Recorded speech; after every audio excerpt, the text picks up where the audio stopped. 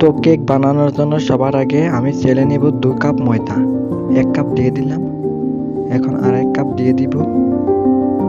এই তো আমার 2 কাপ দেওয়া হয়ে গেছে। এবার দিয়ে দিব আমি, যেহেতু আমার গুঁড়ো দুধ নেই সেজন্য আমি আমল দিয়ে দিচ্ছি। যেহেতু আমার কাছে দুধ নেই সেজন্য একটু আমল আমি দুধ বানিয়ে নিলাম পানি দিয়ে ভালো করে মিশিয়ে। এবার একটু বেকিং সোডা দিয়ে দিব। এটা একটু দলা দলা ছিল, আমি হাত দিয়ে ভালো করে ছাড়িয়ে নিয়েছি। এবার দিয়ে দিলাম একটু এনু দিয়ে দেব। এটা আমি দিতাম না, তবু ভয় হয় যদি কেকটা যদি নষ্ট হয়ে যায় এটা না দিলে, সেই জন্য দিয়ে দিলাম একটু সামান্য। দিয়ে দিব একটু স্বাদ অনুযায়ী লবণ। এবার এই সবগুলো একসঙ্গে চেলে নিব। আমলটা প্রথমে দেওয়ার কারণে এটা আঠালো ভাব হয়ে গিয়েছে। এই আমলটা আপনারা না চেলে পরেও দিয়ে দিতে পারলেও অনেক ভালো হবে। কেকের জন্য সবচেয়ে যেটা দরকার, 2টো ডিম নিয়েছি, তারপর নিয়েছি সাদা তেল যেটাকে আমরা রিফাইন বলি, তারপর গুঁড়ো দুধ যেটা আমি দুধ বানিয়েছি পানি দিয়ে। এবার ডিমগুলোকে ফাটিয়ে নিচ্ছি একটা একটা করে। এবার এই ডিমগুলো থেকে কুসুমগুলোকে আলাদা করে নিব, না হলে কেকের ব্যাটারটা বেশি একটা ভালো হবে না। কুসুমগুলোকে তুলে নেওয়ার সময় ভালো করে তুলে নেবেন যাতে গলে না যায়, মিশে না যায় সাদা অংশের সঙ্গে। এবার হ্যান্ড ব্লেন্ডার দিয়ে ভালো করে সাদা অংশটুকু আমি ব্লেন্ড করে নিব। এটাকে করতে একটু সময় লাগে, একটু সময় নিয়ে ভালো করে আস্তে আস্তে এটাকে ব্লেন্ড করতে হবে।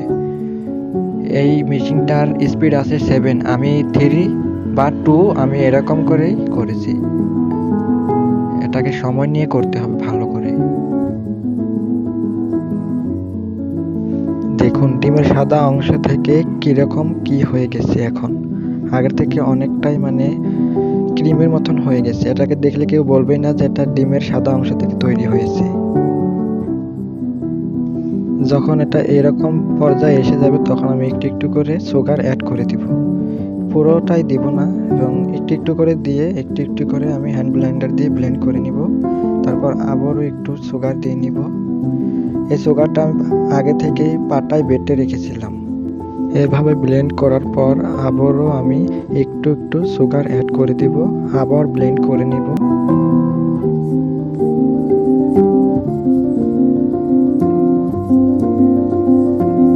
সুগার অ্যাড করার পর ভালো করে মিশিয়ে নিয়েছি হ্যান্ড ব্লেন্ডার দিয়ে।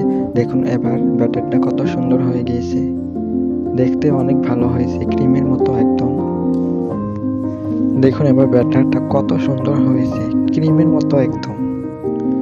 আমি ভাবতেই পারিনি এত সুন্দর হবে বলে। এটা মেশিনের জন্যই হয়েছে, এটা যদি হাত দিয়ে করতাম তাহলে হতো না এত সুন্দর।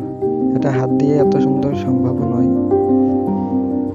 এই মেশিনটা আমি আজই অর্ডার দিয়েছি এবং আজই কেক বানানোর জন্য প্রস্তুত নিয়েছি। অনেক শব্দ করে এই মেশিনটা, আমি আপনাদের একবার শোনাচ্ছি। এবার ডিমের যেই হলুদ অংশটুকু ছিল কুসুম, সেটা আমি একটা একটা দিয়ে ব্লাইন্ড করে নিব।